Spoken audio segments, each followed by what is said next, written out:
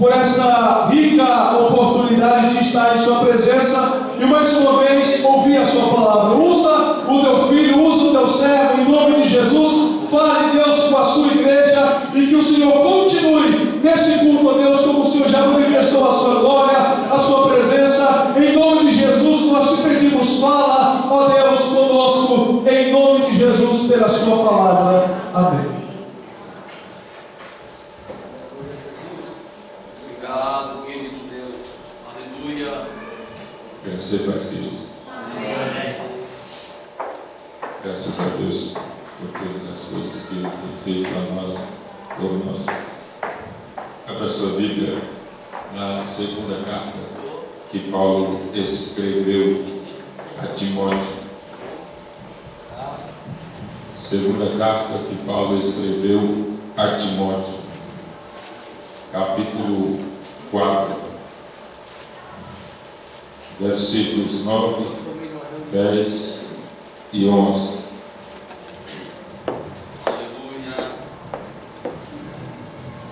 Graças a Deus que Deus já teve e vai continuar a ter liberdade em nosso meio. É verdade.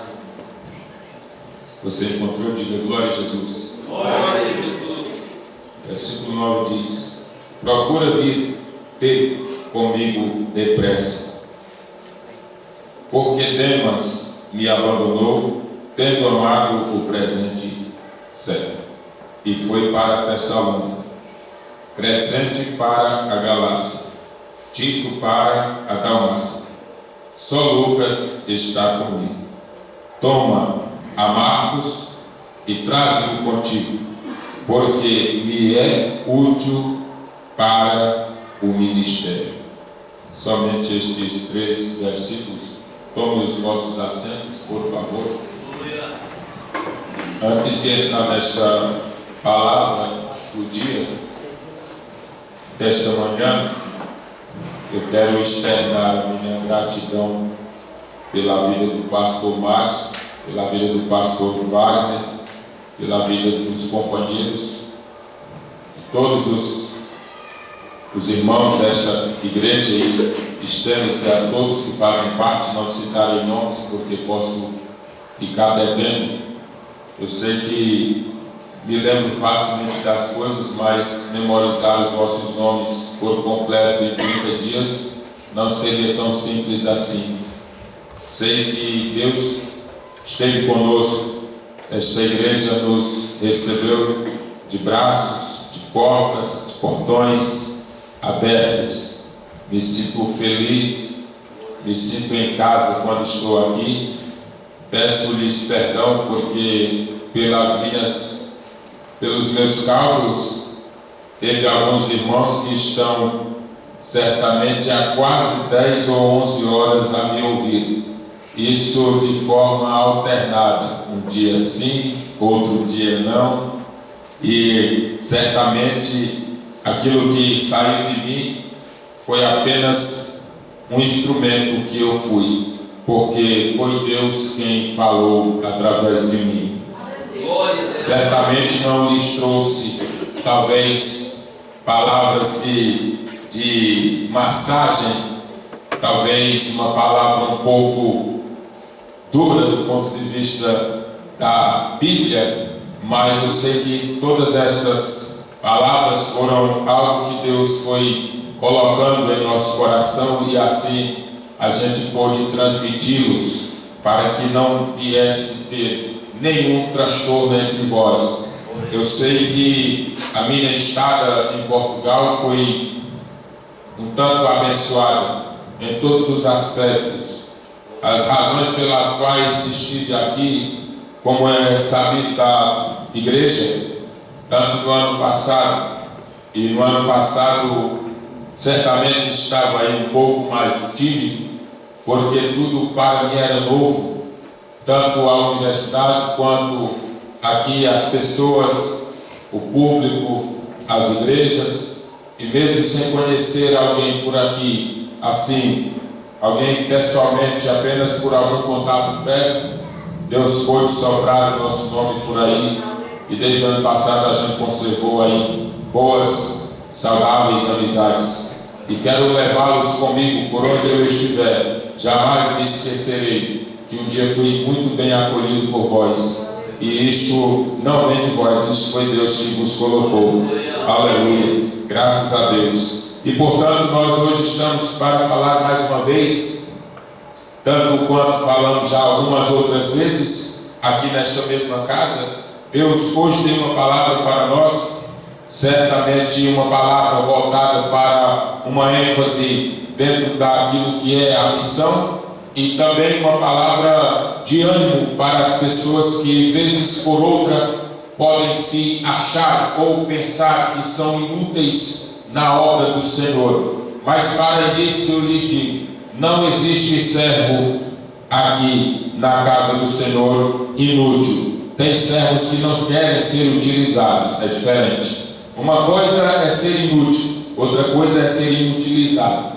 Tem muita gente que não quer ser utilizado. Ele se anula no reino, ele se anula na obra, ele se anula no projeto. Ele não quer fazer parte do projeto. E existe uma situação que eu gosto muito de refletir sobre ela, é que as pessoas, elas precisam estar com duas coisas com elas. Elas precisam ter dois adjetivos. Elas precisam ser pessoas envolvidas e também precisam, sobretudo, ser pessoas comprometidas.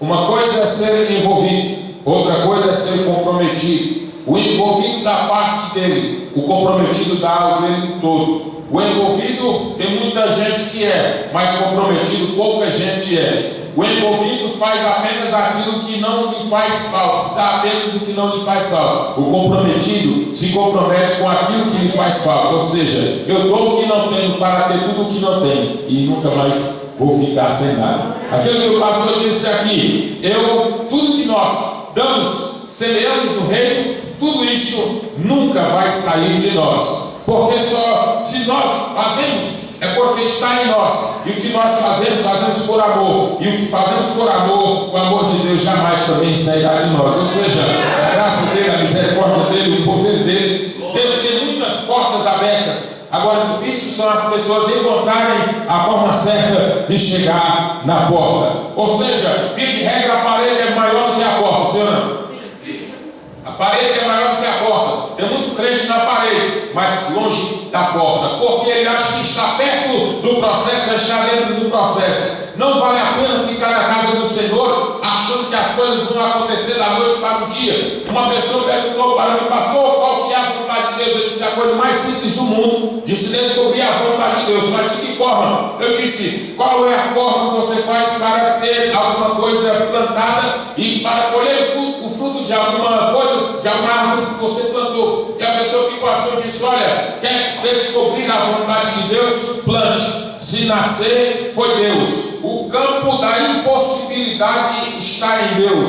O campo da possibilidade está comigo. É possível plantar, é possível regar, é possível colher, mas não é possível fazer nascer. Ou seja, nascimento é produção divina, é impossibilidade humana, é incompatibilidade minha para com aquele processo. Ou seja, significa dizer que para que eu descubra a vontade de Deus, é preciso plantar. E alguém pergunta: pastor, é da vontade de Deus eu ofertar? É da vontade de Deus eu dizimar? É da vontade de Deus eu cultuar? É da vontade de Deus eu adorar? É óbvio que esta é a vontade de Deus, mas a vontade de Deus vai se cumprir mediante a nossa atitude. Deus vai reagir conforme as nossas ações. Lei da semeadura: eu recebo aquilo que sou capaz de produzir. Plante para ser capaz de colher, e Deus vai dar o crescimento daquilo que vós plantaste. Deus está aqui dizendo para nós.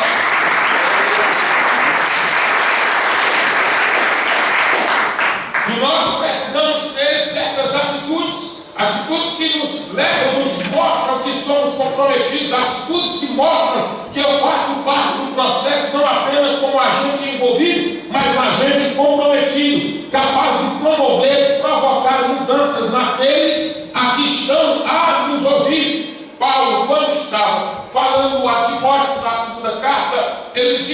assim: procura vir ter comigo depressa. Procura vir ter comigo depressa. E ele segue dizendo: porque Demas me abandonou, amando o presente século. Quem era Demas? Paulo faz referência a Demas no livro de Colossenses, chamando-o e considerando-o como cooperador. Paulo faz referência a Demas, citando no livro de Filemon, na carta a Filemon, onde Demas é também colocado como cooperador. Demas não era um desviado da fé. Demas andava com os amigos de Paulo. Demas conhecia algumas verdades acerca de Paulo, acerca do Evangelho, acerca de Jesus. Demas, ele não era uma pessoa desviada ou afastada dos caminhos do Senhor. Só que existem momentos na trajetória do homem que ele quer desistir. Uma coisa é desistir da fé, outra coisa é desistir das obrigações missionárias. Tem muitas pessoas que não desistiram da fé, não apostataram da fé, não vivem com mentira, vivem uma vida reta, vivem uma vida sincera, mas não querem mais se comprometer com o evangelho da missão, o evangelho que leva, o evangelho que faz. As frustrações, os problemas cercam os indivíduos e daí eles passam a desacreditar que isto tudo não passa de um esforço, que isto tudo não passa de uma situação que não vai levá-los a lugar algum.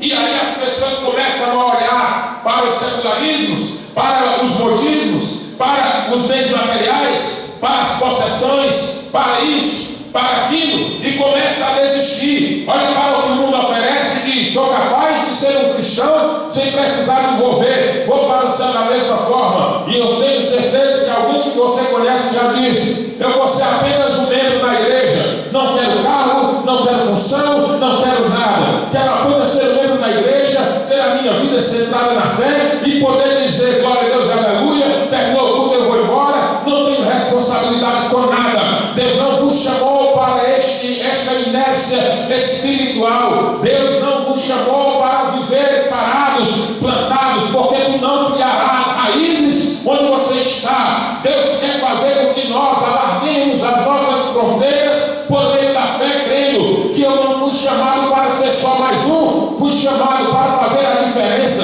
E só faz a diferença quem é diferente. E quem é diferente é daquele que está dizendo: eu estou aqui, mas aqui não é o meu lugar. Não me conformo com o que tenho, porque posso ter mais. Não me conformo com o que me apresento, porque posso apresentar mais. Não me conformo com tudo aquilo que se agiganta, porque eu sei que Deus é maior e maior está para derramar sobre nós aquilo que nós queremos da parte dele.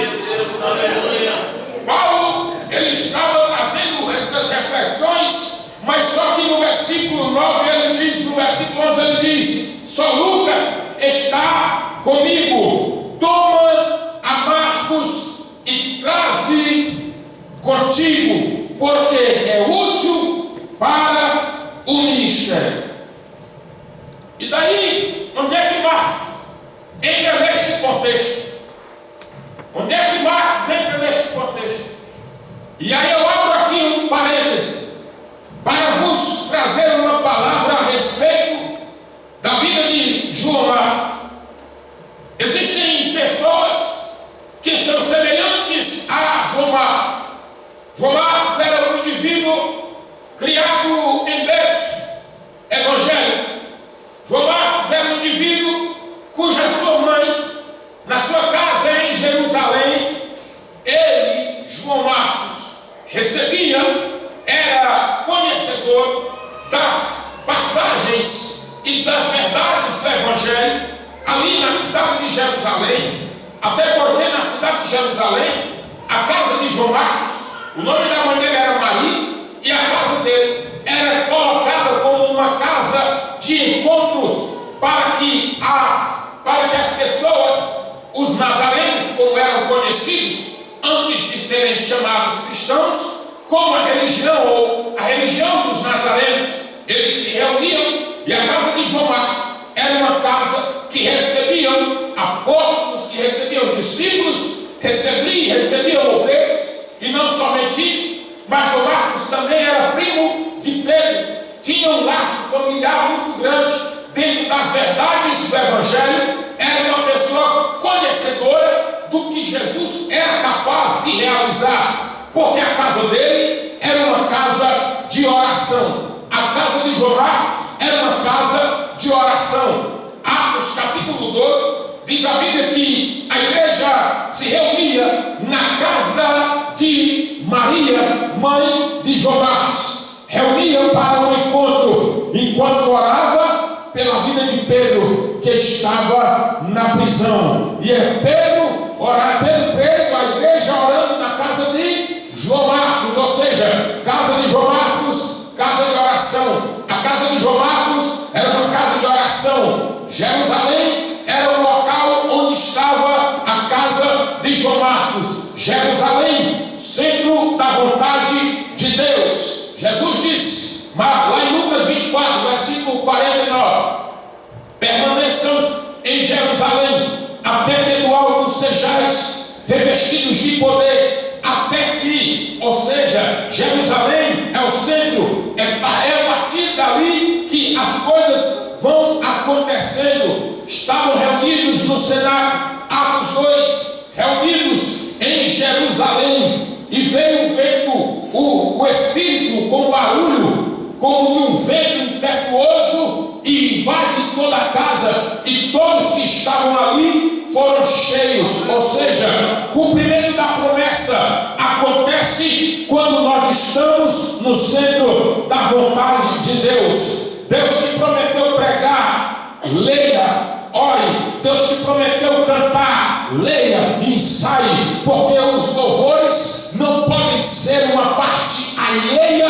à palavra. Todo louvor precisa da sua inspiração na palavra. Todo cântico precisa da sua inspiração na palavra. Toda pregação precisa da sua inspiração na palavra. Do contrário, é o secularismo, música que não é palavra. Muitos estão cantando sim, tem muita gente cantando, gravando CD, ganhando dinheiro, mas perdendo as almas. Deus não nos chamou para ganhar dinheiro e perder almas, nos chamou para ganhar almas e deixar de receber aquilo que temos por valor aqui na terra. Deus quer de nós comprometimento além do envolvimento. Comprometimento além do envolvimento. Quando Paulo, agora fazendo esta comparação, ele estava dizendo que existem pessoas que são úteis. E ainda não fechei o parêntese que abri. João Marcos, nestes intervalos, sabendo da obra missionária que a igreja estava envolvida, ele reconhecendo estes detalhes, João Marcos certamente, não digo, faço questão de dizer que isto não está escrito, paráfrase minha, eu creio que João Marcos, ele tinha uma visão da obra de Deus, e creio que na sua juventude lançou o desejo de ser um missionário, lançou o desejo de ser um missionário. E repito, a casa dele era em Jerusalém. Marcos recebia pessoas na sua casa, era crente, tinha raízes profundas e sabia o que queria. Fecho parênteses. Paulo agora ele passa por alguns momentos de mudanças. Paulo, após o momento da sua conversão, ele não se lança imediatamente na obra. Ele não se lança imediatamente na obra. Por quê? Porque existe o que nós chamamos de processos de reconstrução daquilo que se sabe. Processos de reconstrução de conceitos, processos de reconstrução para adaptações. Paulo, ele sai da cidade praticamente em um cesto. As pessoas queriam matar-lhes Atos capítulo 9, versículo 27, salvo engano, Paulo sai pela janela, dentro de um cesto, e desaparece. Paulo sai, vai embora da cidade, porque queriam matar, não aceitavam. Como é que um homem que outrora perseguia o povo cristão em nome da lei de Moisés, e agora este homem está defendendo os cristãos? Vamos pegar ele também. Paulo vai embora, sai de cena, porque tem horas na vida do homem, uma coisa é ser chamado, mas Deus nos chama a particularidade antes do processo definitivo na tua vida. Deus me chama a uma particularidade. Paulo passa quase 9 anos fora. Paulo passa um tempo longo fora de atividade. E o que Paulo vai fazer? Volta a fabricar tenda. O que Paulo vai fazer? Volta a trabalhar em Tarsis, a sua terra natal. Por quê? Porque existe o tempo de Deus para o homem. Paulo, na sua história, antes de entrar na missão, passou cerca de 3 anos no deserto da Arábia, praticamente desconstruindo o que havia construído. E vem dizer aos Coríntios capítulo 11, versículo 23, porque o que eu recebi do Senhor vos entreguei. Ou seja, ele disse: eu não recebi de Gamaliel, onde passei anos e anos da minha vida a estudar. Não, o que eu tenho eu recebi do Senhor, portanto recebe. Eu não tenho nada de mim, mas o que eu tenho é da parte de Deus, recebe. Paulo estava dizendo para o povo: tem um tempo certo para Deus levantar-te no processo que Ele tem para vós. Paulo, quando a igreja começa a se propagar, começa a crescer, é necessário enviar pastores, é necessário enviar missionários para que possa expandir ou até mesmo assistir os trabalhos que já haviam sido implantados. A igreja de Antioquia se reúne. Atos capítulo 13 diz que o Espírito pelo Espírito separaram Paulo e Barnabé para a obra missionária. Só que eles foram separados para ir, eu não sei agora em qual intervalo de tempo, eu não sei qual dado momento. Eu sei que Paulo passa e encontra, também não sei onde encontrou, João Marcos. E agora João Marcos entra dentro deste contexto que estou vos apresentando. João Marcos, ele traz consigo as suas vontades, os seus desejos, e diz para Paulo: eu quero ir nesta viagem missionária. E na primeira viagem missionária, João Marcos vai com Paulo e Barnabé. João Marcos vai com Paulo e Barnabé para a primeira viagem missionária. Só que uma coisa, Paulo estava amadurecido. Paulo havia passado pelo deserto, Paulo havia passado pela vida difícil fora do Evangelho. Paulo havia passado um tempo de inatividade na pregação da palavra desde a sua conversão. E João Marcos ainda não tinha passado por nada, não sabia de nada. Marinheiro de primeira viagem, não sabe quais são as alturas das ondas que vos esperam nas vossas embarcações. Marinheiro de primeira viagem, não sabia o que iria encontrar na montanha da Panfilha. Marinheiro de primeira viagem, não sabia o que iria encontrar por um caminho da missão. E ele diz, pelo anseio, pela vontade, pelo desejo, e aqui eu digo-vos: tem pessoas que acham que a obra de Deus é um mar de rosas. Tem pessoas que acham que a obra de Deus é tudo oba-oba, é só alegria, dinheiro no bolso, roupa bonita, carro para andar, casa para andar, avião, sabe? Avião desce e lá dentro estou dizendo: sou missionário, meu querido. A obra missionária nos reserva surpresas indescritíveis, que se a estrutura não for boa, vai desistir. Se a estrutura não for boa, vai perecer. Mas só que Paulo, ele acreditou em João Marcos e Timóteo, em João Marcos e Barnabé. Disseram: vamos, João Marcos, vamos conosco. João Marcos, agora eu vou. Falei que Deus tinha um projeto da minha vida. Eu falei que Deus havia me chamado para a missão. Aí, ó, quem foi que me chamou? Quem foi que me aceitou como membro da equipe missionária?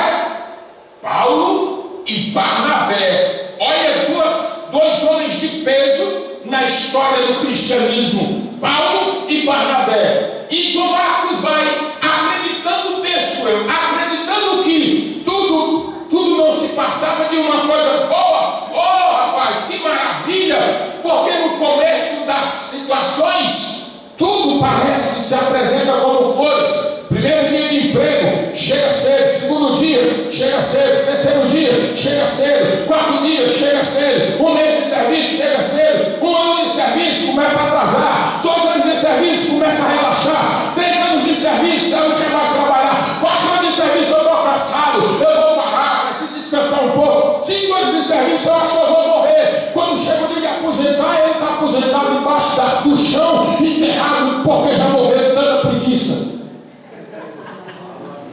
As pessoas, eles pensam que tudo no começo é bom, que tudo que vai se passar é como antes. Ou seja, eu tenho um ditado para quem usa drogas, uma frase minha: a primeira droga vem de graça, a segunda vem uma desgraça. A primeira você não tem preço nenhum para pagar, a segunda, a própria vida é o preço que paga por uso de drogas. Ou seja, por exemplo, tudo que se apresenta hoje parece se apresentar bonitinho. Tudo que se apresenta parece que vem bonito, maravilhoso, cheiroso, chique, e glórias e dizes, é Deus que está neste negócio. E Deus diz assim: calma aí, vamos ver o contexto, não avalie o produto se antes não avaliar o contexto. Ou seja, tudo precisa de uma avaliação contextual. Nada que se apresenta é aquilo que de fato é. O que de fato é antes daquilo que se apresentou. Significa que um time, para ser campeão, tu não viste o time sendo campeão lá porque aquele time já foi campeão no treinamento. Ou seja, a vitória do crente, ela não vem na hora que ele está em cima do palco. A vitória do crente vem na hora que ele está de joelho. Ninguém vê, mas a Bíblia está dizendo: eu estou te vendo, eu estou te vendo, eu estou te vendo, eu estou te vendo. Não se preocupe, porque na hora certa alguma coisa eu vou fazer para te ajudar.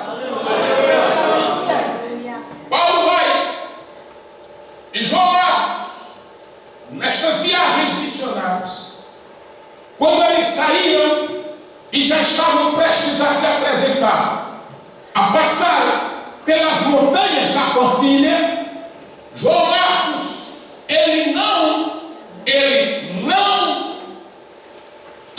viveu o que ele ouviu.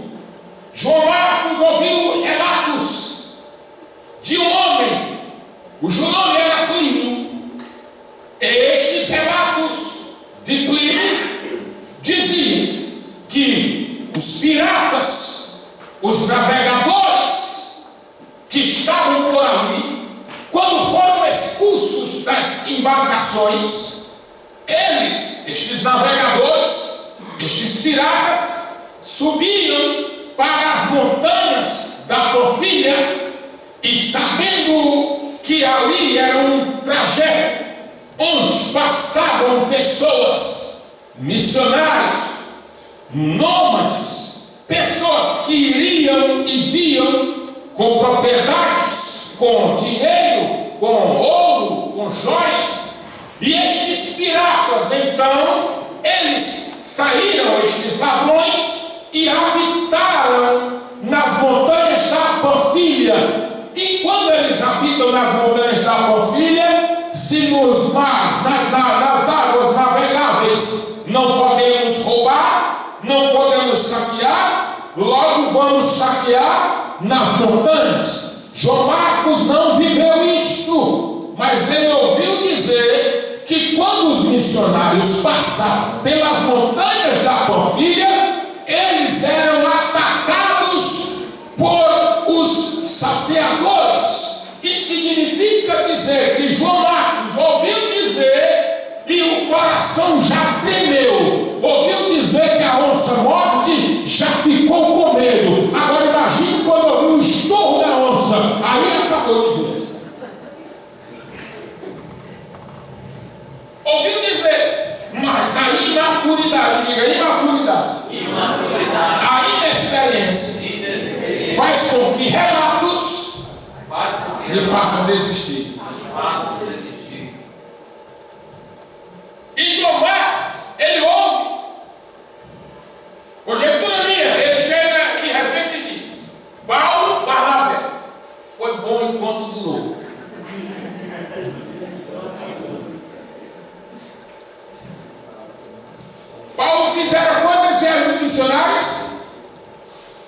registradas na Bíblia, eles estavam na primeira ainda. Na metade dela, pensa assim: eu não vou mais. Marcos se torna o pivô da contenda entre Paulo e Barnabé. O pivô da contenda entre obreiros. Abro-vos um parênteses. Existem pessoas nas nossas igrejas que, porque querem desistir, se tornam um pivô de contenda entre a liderança.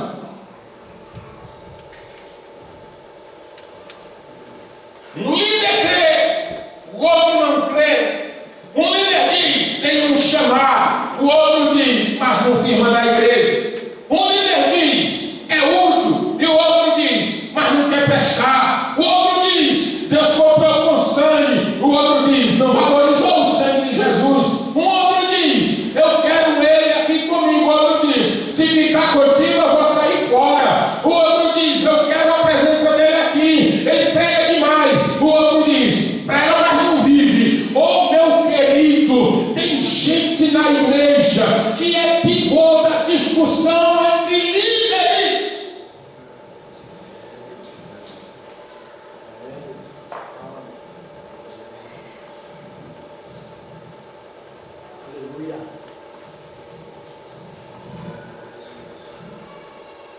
Fecho parênteses e digo-vos que João Marcos, ele olhou a obra missionária com a visão do passeio, a obra missionária com a visão turística.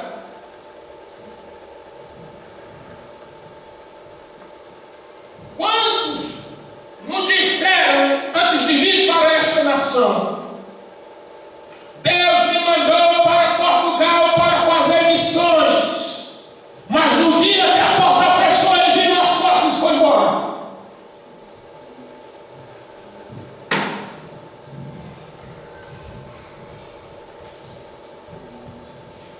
João Marcos. Então não era a missão que estavas a fazer, era qualquer outra coisa. A inexperiência leva à desistência. A inexperiência leva à desistência. O envolvimento sem comprometimento leva ao abandono. O envolvimento sem o comprometimento leva ao abandono. Tudo parece que são flores. Deixa eu lhes dizer verdades visíveis sobre flores. A única flor que não murcha é a flor artificial.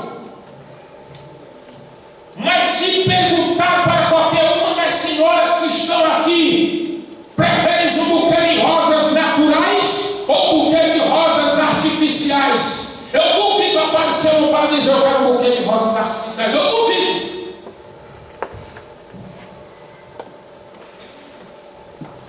Você recebe um buquê de rosas e você sabe que elas vão murchar, assim não? Sabe ou não sabe? Mas ela te alegra ou ela te entristece? As flores do ministério vão murchar.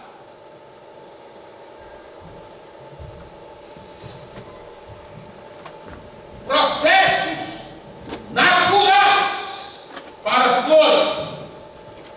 Só que tem um detalhe.